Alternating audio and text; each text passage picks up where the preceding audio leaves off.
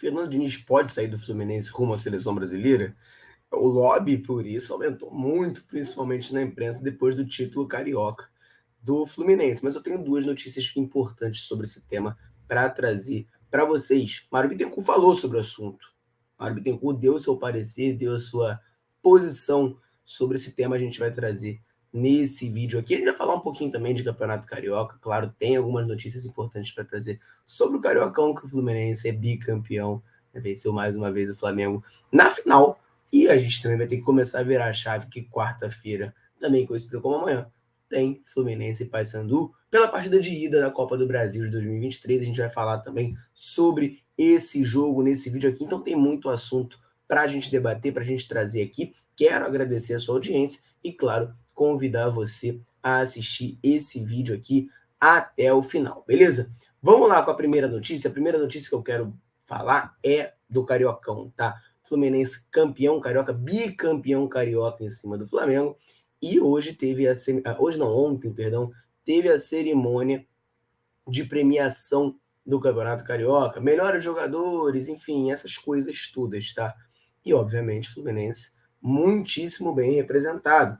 Eu vou botar aqui na tela a seleção do campeonato, tá? Seleção do campeonato, claro, recheada de tricolores. Olha aí, ó. Fábio representando o Fluminense ali no gol, Nino na zaga, o meio-campo majoritariamente tricolor, com o André e John Arias, e lá na frente, Germancano, claro, né? Não poderia ser diferente, tá ali como centroavante titular nessa seleção do Cariocão, além do Fernando Diniz ter sido eleito o melhor técnico. O Germancano, além disso tudo, foi eleito o craque do campeonato. 16 gols no Cariocão. Nos últimos anos, se você puxar lá, o artilheiro com mais gols tem 9 no Carioca. O Germancano fez 16 esse ano. Merecido ter sido eleito o craque da competição. E a revelação, eu estava até conversando ontem à noite com os amigos que jogam bola comigo, que são tricolores, falei, cara, dá até pena, né, coitado? Ele faz um campeonato muito acima da média, ele vai muito bem, mas tem um viciado em meter gol, que é o Germancano. Tô falando do Lelê. Eu não acabei de dizer que os últimos artilheiros com mais gols o maior artilheiro, vamos botar assim, das últimas edições do Carioca, meteu 9 gols. Lelê fez um baita Carioca, meteu 13. Só que tem o adicto, né? O adicto Germancano, que é viciado em fazer gol, que fez 16. Então o Lelê não ficou com o prêmio de artilheiro, o prêmio ficou com o Germancano, que além de tudo também foi o craque. Mas Lelê foi eleita a revelação do campeonato.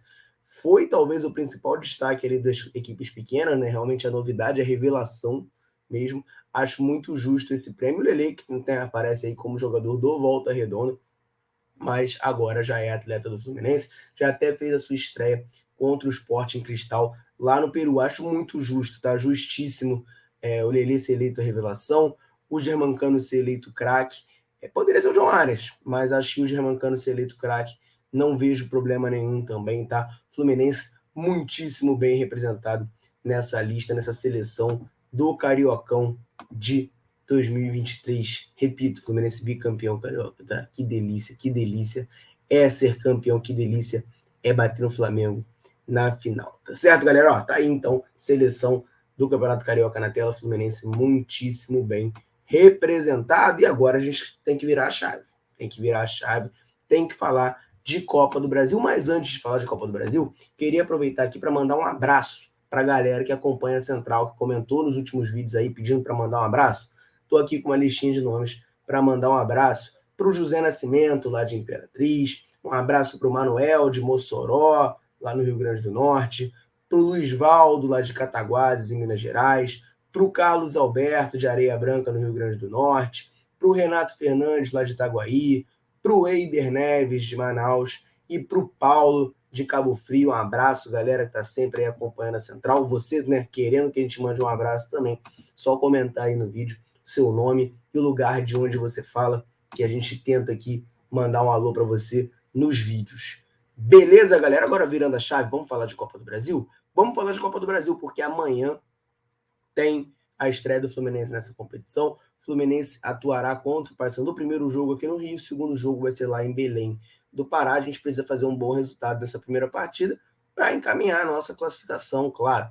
E aí eu quero saber, como é que tá a animação da galera? Como é que tá a animação da torcida? Que a festa do Maracanã, na final, foi linda, estava lotado o Maracanã, teve pó de arroz, maravilha.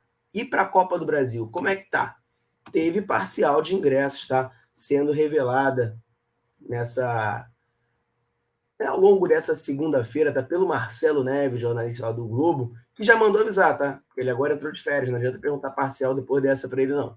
Mas ele soltou aí a parcial de ingressos para essa partida de quarta-feira e já são mais de 20 mil ingressos vendidos para esse jogo, tá? É um número que não é absurdo, assim, de alto, mas que eu acho compreensível, de certa forma, até um pouco talvez satisfatório não seja a melhor palavra, mas é compreensível. Você tem um mês aí com Libertadores, teve a final do Campeonato Carioca, o jogo é meio de semana, 7h30, é um horário que já não é tão bom. Eu tenho alguns amigos, por exemplo, que não conseguem ir a jogo 7h30 porque saem do trabalho 6 e pouco, 7 horas, até chegar no Maracanã, já começou a partida. Então é um horário um pouco mais difícil, né? Jogo dia de semana. Então, 20 mil ingressos vendidos eu não acho ruim, não. Dá para aumentar isso, claro. Estarei no Maracanã, né? Meu retorno aos estádios. A gente fez as transmissões da Dália logo do Cariocão. Não estive nos estádios, mas quarta-feira estarei retornando aos estádios para esse Fluminense e Paysandu. Acho 20 mil ingressos vendidos um número bem decente, tá? Bem decente. Poderia ser mais? Com certeza poderia ser mais. Acho que pode até crescer com a empolgação da galera pós-título carioca, pós-chocolate no Flamengo. Mais 20 mil não tá ruim, não. Não tá bom também, mas não tá ruim, tá? Não tá ruim, tá ali na média, passa de ano na média. Beleza? Mais de 20 mil ingressos vendidos. Então ainda tem ingresso. Você que não garantiu o seu, corre lá e garanta para ver, se Deus quiser, mais uma grande vitória do Fluminense, mais uma goleada do Fluminense, mais um show do Fluminense nessa partida de ida da terceira fase da Copa do Brasil. E a CBF já definiu a arbitragem para esse jogo. Pois é, a CBF definiu a arbitragem para essa partida e vai ser um árbitro muitíssimo conhecido da torcida tricolor. E é um árbitro muitíssimo conhecido, mas não é muito bem quisto, não, tá? Não é muito bem quisto, não. O árbitro dessa partida contra o Paysandu será Anderson Daronco, sim, o bombado, o árbitro fortão. É ele que vai pitar o jogo do Fluminense. Anderson Daronco estará no comando dessa partida. E as últimas partidas, o retrospecto recente com o Anderson Daronco, eu não acho ruim, não, tá? Eu tô aqui no excelente site flusão.xyz vendo isso, ó. São 6 vitórias nos últimos 12 jogos, com 2 empates e 4 derrotas. Mas isso aqui é uma amostragem mais curta, últimos 12 jogos. Os últimos 2 a gente venceu contra o São Paulo no Maracanã, aquele hat-trick do Cano, contra o Avaí lá na ressacada, 3-0, a gente venceu. E antes disso, ele apitou Atlético Goianiense 3-2 no Fluminense, derrota nossa, e a nossa eliminação na Copa do Brasil 3-0 para o Corinthians. No entanto, embora esse retrospecto recente eu não ache ruim, eu acho até bom, o retrospecto total do Anderson Daronco comandando o jogo do Fluminense é ruim, cara, tá abaixo da média aqui. No total foram 35 jogos, são 12 vitórias do Fluminense, com 10 empates e 13 derrotas. Um aproveitamento ali de 43,81%. É um aproveitamento que eu considero fraco, um aproveitamento que eu considero ruim, tá? Para esse árbitro. Um árbitro que já esteve em algumas polêmicas em jogos do Fluminense, mas recentemente as arbitragens dele foram até bem decentes. Se você parar para pensar, os erros de arbitragem que teve no jogo do Daronco mais recentemente envolvendo o Fluminense foram erros até que nos favoreceram, tá? Não foram erros para nos prejudicar, não. Lembro contra o Santos, teve um lance meio esquisito, 2020 isso, que ele anula, e aí o Santos acaba tendo seu gol anulado, tem o gol anulado do Fortaleza no passado, lá no Castelão, ambos os jogos ali com o Anderson Daronco no comando. Ele estará no comando dessa partida entre Fluminense e Paysandu, terceira fase da Copa do Brasil. Claro, quero saber de você que está assistindo esse vídeo, se você vai ao jogo, comenta aí. Vai ao jogo, não vai? Por que não vai? Vamos trocar essa ideia. Beleza? E também, claro, eu não falei, mas você está sempre convidado, tá, a comentar sobre a seleção do Campeonato Carioca. Faltou alguém? Não faltou? Tá bem entregue o prêmio de craque do Campeonato Pernambucano, de revelação pro Lelê? Comenta aí, deixe seu comentário no vídeo, que, pô, é muito bacana a gente trocar essa ideia.